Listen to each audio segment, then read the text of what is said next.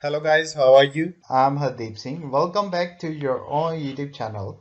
IELTS updates and recent exams. For more updates related to recent IELTS exam writing test topics, listening, reading, practice test, and speaking, you got guesswork.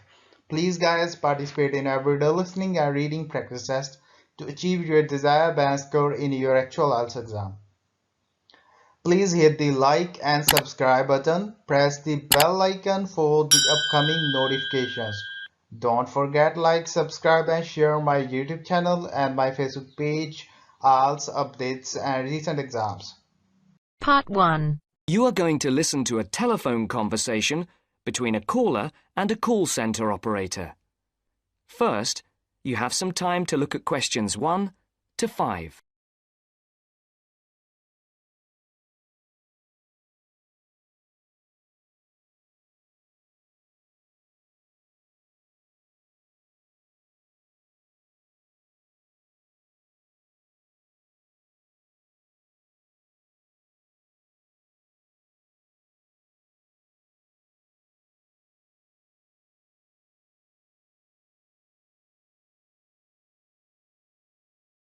Listen carefully and answer questions 1 to 5. Platinum Card Service. Rebecca speaking. How may I help you? I've got a few problems with my credit card account. Okay. What is your credit card number? Let's see. It's here somewhere. Here it is. Can I just take the card number, please? Yes, it's 6992 6992 3443 3443 1147 1147 8921. 8921. Right. Can I just check that? 6992 3443 1147 8921. That's it. And your name? Carlos de Silva. I just need to check a few details for identification and security, if you'll bear with me. That's okay. And what's your postcode? SE1 8PB. SE1 8PB. That's it. Vauxhall Close, London? Yes, that's right. And the house number? 43. And can you give me your date of birth? 13th of the 7th, 63. And one further check, if I may. Can you give me your mother's maiden name? Yes, it's Moore. Is that M-O-O-R-E? Yes, that's it. Before the caller and operator continue their telephone conversation, look at questions 6 to 10.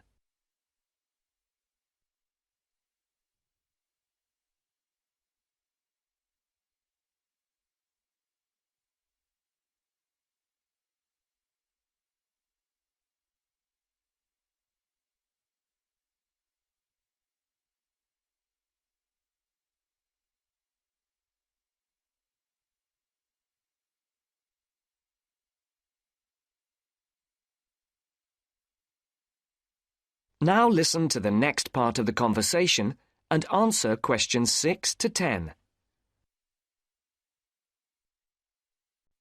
Yes. Now, can we get on with this? Yes, sir, certainly. I'm sure you'll appreciate that all these checks are necessary for security reasons. So, what exactly is the problem? Problems? Okay. Well, first, your computer seems to have gone mad. I sent you £500 and on the statement for the account it shows that I only paid £300. Yes. The account does only show £300 was paid. Well, I paid the £500 in at the bank and I have my receipt and my bank statement shows that £500 has been taken from my account. Oh, I see. What I'll do is check with the bank and see what they say. OK. You said there was something else? Yes, as if that wasn't enough. My account shows that £107.27 was paid to a company called Pan Express. I don't know who this is. Let's have a look. Well, it is genuine. I can assure you it's not mine. It was made on the evening of the 12th of May. Maybe it's a restaurant bill you forgot about? There's no way that... Oh, wait, hold on. Yes. Oh, it's okay. I've just realised what it is. It is a restaurant bill. The name of the company is different from the name of the restaurant. My mistake. I'm sorry. That's okay. Was there anything else? I don't know if I dare. What is it, anyway? Well, it's, the amount of interest seems to have gone up. If you look at your statement for April, you'll see that the rate went down from 16.27% to 14.99% that month. Oh, yes, you're right. Was that everything? Yes, basically, it is. Okay. And can you check my payment? Oh, yes, I'll do it. Can I phone you back? I'll be at home for the next 2 hours. I have to leave at 11. Right. What's your number? 020 7989 7182. Hold on. 020 7979? No, it's 7989 and then 7182. So it's 020 7989 7182. Yes, that's it. OK, I'll phone you straight back. Thanks. Bye. That is the end of part 1. You now have half a minute to check your answers.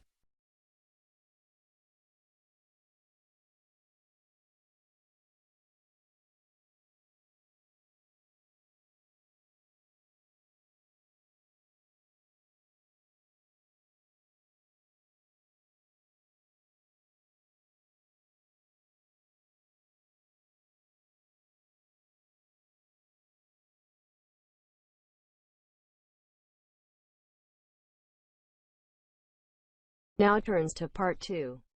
First, you have some time to look at questions 11 to 14.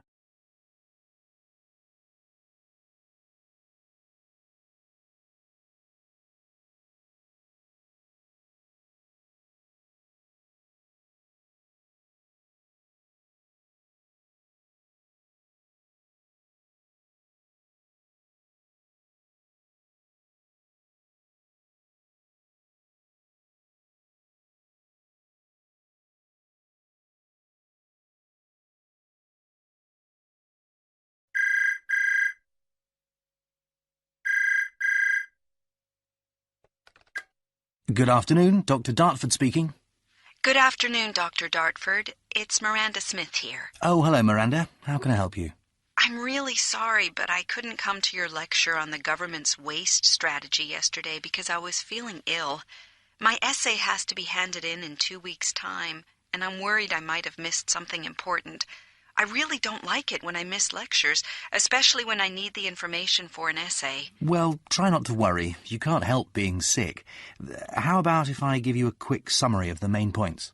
That'd be great, thanks. Just let me get a pen. Right, I'm ready. To begin with, I stressed the importance of us reusing and recycling waste in the future. I made particular reference to the UK, which at the moment only recycles about 8% of household waste. The levels of industrial and commercial waste are much higher. It's frightening how much waste factories produce on a daily basis, but that's not all. The fact is that not only is this rate of recycling well below government targets, but it's at a much lower rate than many other European countries, which means Britain is just not keeping pace with the rate of growth in household waste. That's pretty worrying, isn't it? It certainly is. What is more, we need to understand that if we are to achieve a more rational and sustainable use of our resources in this country, then we have to develop a fundamental change in the way we think about waste. That won't be easy. What suggestions did you propose? Just give me a second. Let me check my notes.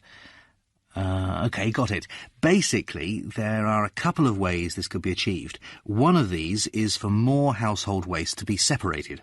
You mean separated into things like newspapers, tins, and stuff like that? Yes, that's the idea. Then this separated waste would obviously need different forms of collection by local councils, but most importantly, it will require an expansion in the market for collected materials, which is one of the major barriers to increased recycling. New government targets have also been set for recycling or composting 30% of household waste by 2010. But that's almost a four-fold increase, isn't it? It is indeed. Rather a frightening figure, whichever way you look at it. Before the broadcast continues, look at questions 15 to 20.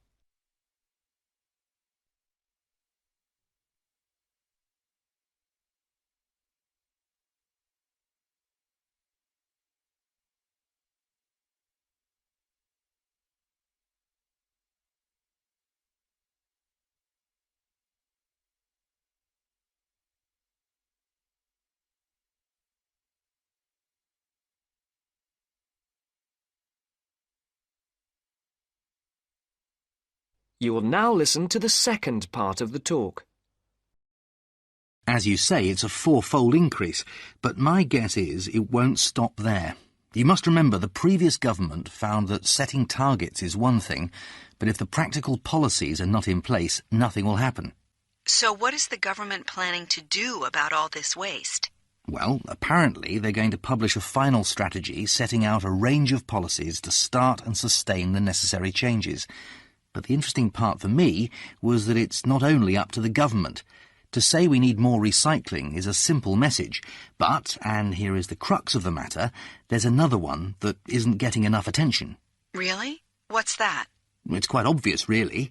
It's us, the general public. We have to reduce the amount of waste we make. It's our responsibility. Did you know that every hour enough waste is produced to fill the Sydney Opera House, and the rate is increasing? Actually, now you mention it, I remember reading somewhere that the reason for all this waste is our increasing wealth and the changes to our lifestyles. I guess it's quite obvious when you really think about it. I mean, it's things like shops and supermarkets selling more pre-packaged foods and ready-made meals. Convenience is the key. People simply want their lives to be more convenient. And there's also technological change that brings pressure to make people change their domestic appliances for newer models. I never thought about that, but you're right. And I'm just as guilty. I threw out my old stereo so I could have a better model, even though there wasn't really anything wrong with the old one. You see, you're a classic example that changing our present throwaway culture is going to be an enormous challenge. At the end of the day, consumers will have an important role to play. It could all boil down to their choices and their willingness to support recycling by sorting their waste and accepting more recycled products. That is the end of part 2. You now have half a minute to check your answers.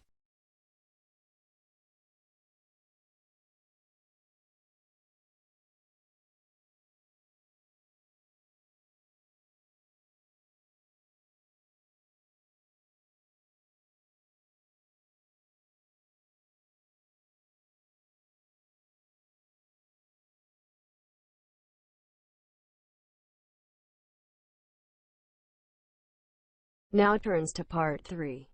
You are going to hear a tape recording of instructions and advice, which a woman called Martha has left for her friend John, who is coming to stay at her house and take care of it while she is away.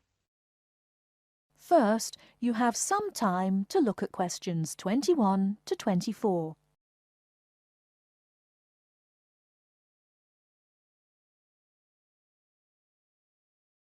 Now, listen carefully and answer questions 21 to 24. Hello, John. Welcome to the house. I'm really pleased that you can be here to look after my house while I'm away. Here are some things you need to know about the house. Important stuff like when the garbage is collected. In fact, let's start with the garbage, which is collected on Friday. Just write garbage on the calendar on the days they take it away. Put it out on Friday every week. That'll be Friday 22nd, Friday 29th and Friday 5th. It's a really good service. The trucks are quiet and the service is efficient. The bin will be put back outside the house empty. It's a good idea to put it away quickly. This street can be quite windy. I once watched my next-door neighbour chase her bin the whole length of the street. Every time she nearly caught up with it, it got away again. The waste paper will be collected this Tuesday. That's Tuesday 19th. There's a plastic box full of paper in the front room. Please put it out on Tuesday. The truck will come during the day. If you don't mind collecting old newspapers and other paper and putting them in the box, I'll put it out when I come home. The paper people only come monthly. I have some things to give to charity in a box in the front room. Would you put it out on Monday the 25th, please? It's a box of old clothes and some bed linen which I've collected, plus a few other bits and pieces. Be careful when you pick it up, because it's heavier than you might expect. The charity truck will come by during the day on the last Monday of the month. If you want to use the library, you'll find it on Darling Street. I've left my borrower's card near the telephone. It has a very good local reference section if you want to find out more about this city. I'm sorry to say we don't have a cleaner. Oh yes, filters. Please would you change the filters on the washing machine on the last day of the month, which is Sunday the 31st. We find that the machine works much better if we change the filters regularly. The gas company reads the meter outside the house, so don't worry about that. I think that's all the information about our calendar of events.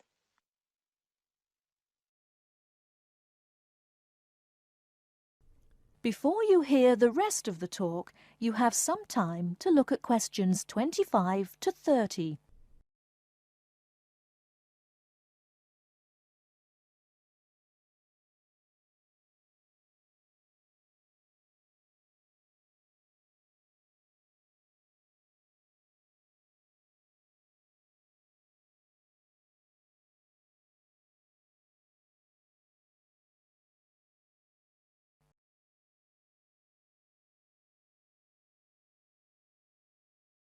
Now listen and answer questions 25 to 30. Well, John, I'm trying to think what else I should be telling you. As you know, I'm going to a conference in London. I hope to have a little time to look around. It's a great city. I do hope I manage to get to at least some of the theatres and museums. I'm looking forward to all the things I have to do at the conference too. I'm giving a paper on Tuesday the 26th, and there are a couple of really exciting events planned later in the conference programme. I hope to meet up with an old teacher of mine at the conference. She taught English literature at my old high school, and we've kept in touch through letters over the years. She teaches now at the University of Durham, and I'm really looking forward to seeing her again. By the way, I expect you're hungry after your trip. I've left a meal in the refrigerator for you. I hope you like cheese and onion pie. Would you do me a favour, please? I haven't had time to cancel an appointment. It was made a long time ago, and I forgot about it until this morning. It's with my dentist for a check-up on Thursday the 28th. Could you please call the dentist on 816-2525 and cancel the appointment for me? Thanks a lot, John. One last thing. When you leave the house, make sure the windows and doors are shut, and set the burglar alarm. The alarm code number is 9120, enter. Have fun. I'll see you when I get back. This is your friend Martha saying goodbye. The end of part 3. You now have half a minute to check your answers.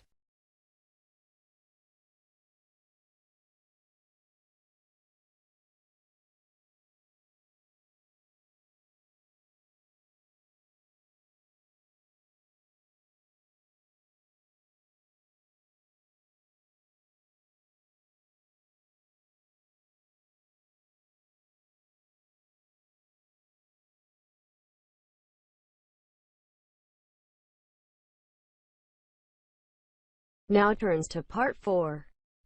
You will hear a lecturer talking about the solar eclipse in history. First, you have some time to look at questions 31 to 36.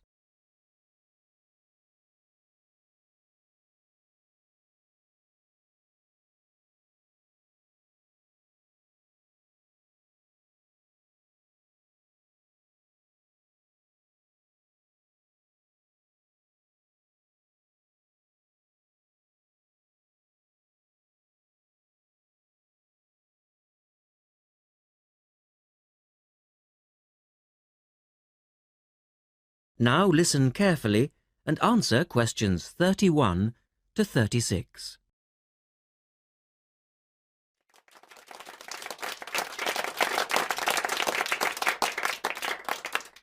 Good evening and welcome to this month's Observatory Club lecture.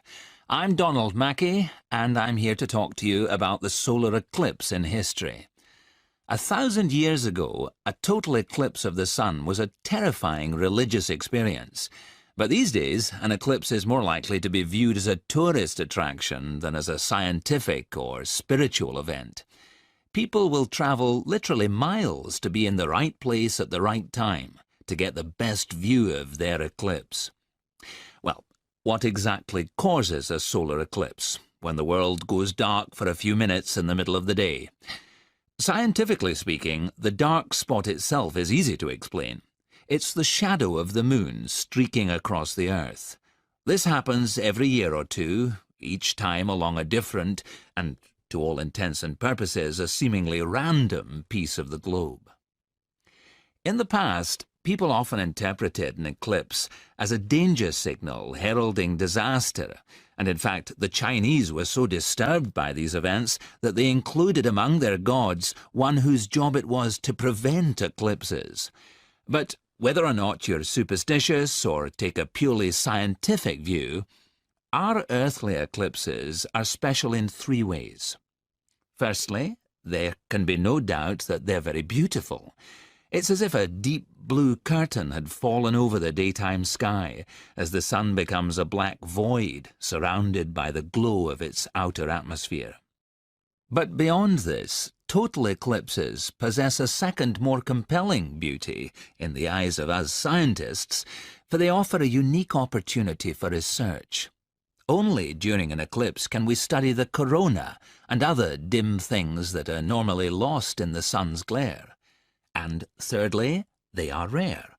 Even though an eclipse of the sun occurs somewhere on Earth every year or two, if you sit in your garden and wait, it will take 375 years on average for one to come to you. If the moon were any larger, eclipses would become a monthly bore. If it were smaller, they simply would not be possible. The ancient Babylonian priests, who spent a fair bit of time staring at the sky, had already noted that there was an 18-year pattern in their occurrence, but they didn't have the mathematics to predict an eclipse accurately. In the second part, the speaker talks about a number of scientists. Look at questions 37 to 40.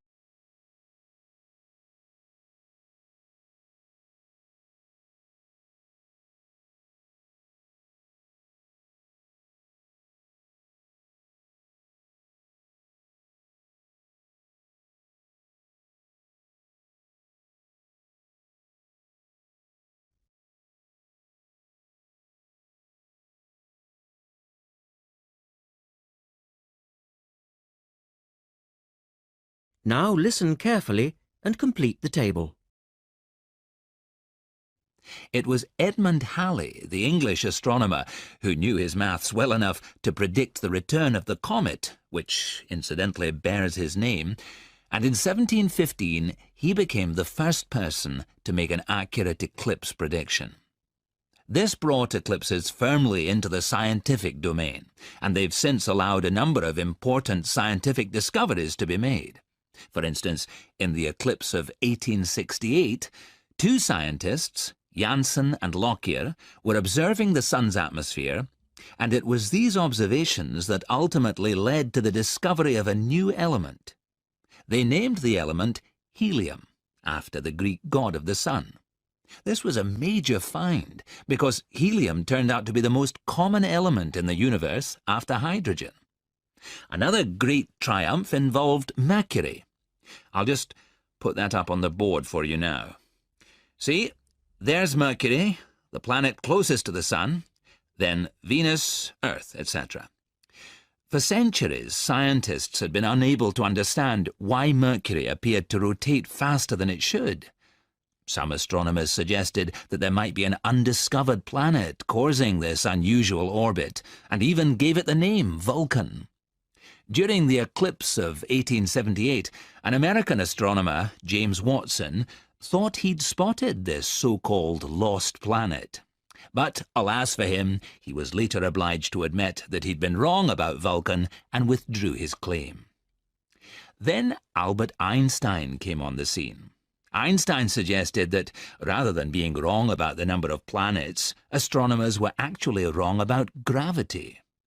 Einstein's theory of relativity, for which he's so famous, disagreed with Newton's law of gravity in just the right way to explain Mercury's odd orbit. He also realized that a definitive test would be possible during the total eclipse of 1919, and this is indeed when his theory was finally proved correct. So there you have several examples of how eclipses have helped to increase our understanding of the universe. And now let's move on to the social aspects. And I think That is the end of part 4. You now have half a minute to check your answers. So guys, don't forget like, subscribe and share my YouTube channel and my Facebook page, IELTS updates and recent exams. For more updates related to recent IELTS exam writing test topics, listening, reading, practice test and speaking, you got guesswork.